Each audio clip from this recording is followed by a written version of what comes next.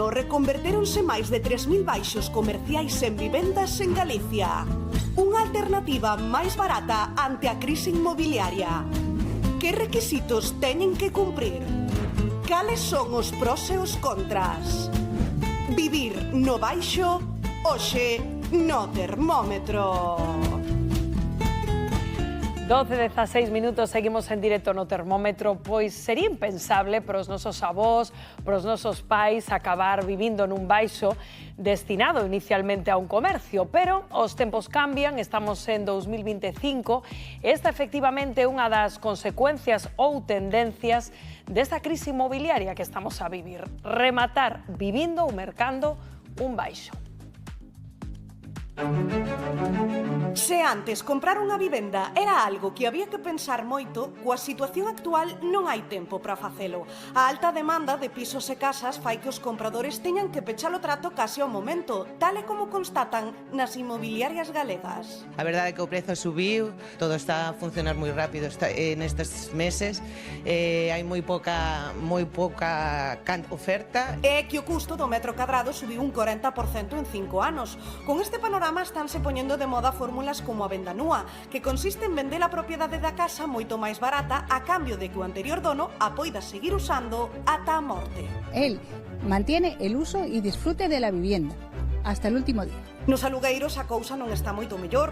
O custo da mensualidade está disparado nas cidades e é algo do que poden dar boa conta os estudantes, que entran agora nos meses máis complicados de búsqueda. Sí, ao final en este acabo en 11 días e agora o que pasa é que atopalos é complicado porque cada vez hai menos e este ano os precios encareceronse unha auténtica animalada. E é que os alugueiros en cidades como Santiago ou A Coruña xa se achegan aos 1.000 euros, unhas cantidades que moitos non poden reunir para acceder ao fogar dos seus soños.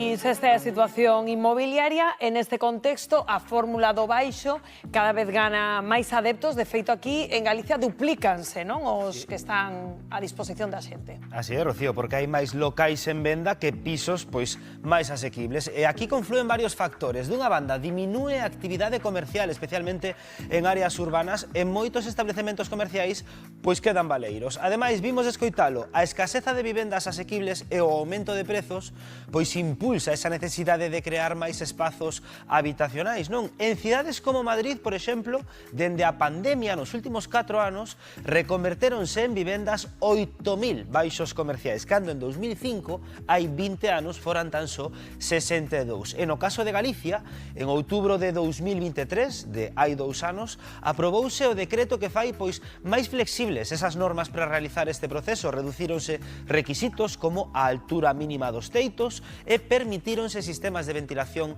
alternativos. Pois ben, dende entón, en menos de 2 anos, na nosa comunidade convertéronse 3.000 baixos. 1.600 na provincia de Pontevedra, 740 na da Coruña, uns 360 na de Ourense e uns 300 na provincia de Lugo. E compensa, a ver, dependerá da ubicación, do que nos custe a reforma e do uso final que lle vayamos dar, se é inversión ou é para vivir nos mesmos. Pero o prezo por metro cadrado pode ser un 30% inferior que o de un piso pois na mesma zona. Por poñer un exemplo con cifras, nunha cidade onde un piso de 100 metros cadrados poda valernos 250.000 euros, por exemplo, comprar un local desa mesma superficie, reformalo e cambiar de uso pode requerir unha inversión duns 170.000 euros.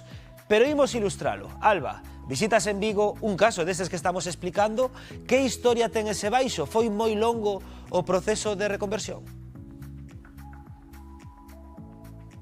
Pois, Bernardo, aquí onde nos atopamos agora mesmo antes era un baixo totalmente inhabilitado. Alexandre, que tal? Bo día. E agora é unha fermosa vivenda apta para vivir.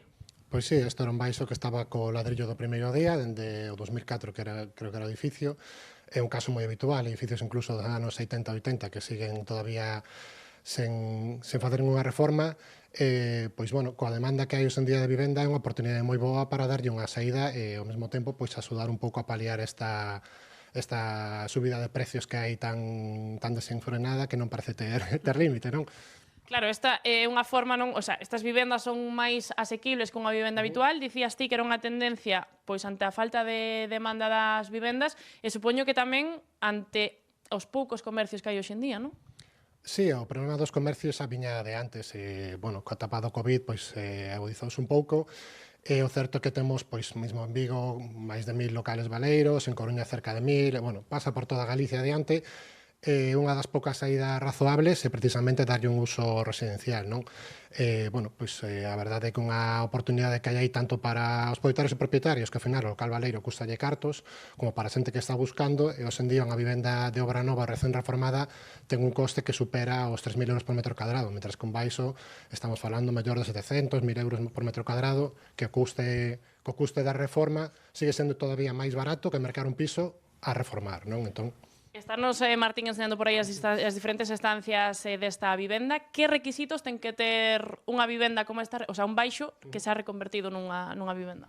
Bueno, o primeiro é a superficie. Estamos falando de que para unha vivenda teñen que ter ao menos 39 metros cadrados útiles, entón falamos sobre 50 metros construídos. Por debaixo diso poderíase facer algo, pero xa tiña que ser dentro dun uso hoteleiro, un apartamento, unha pensión ou así.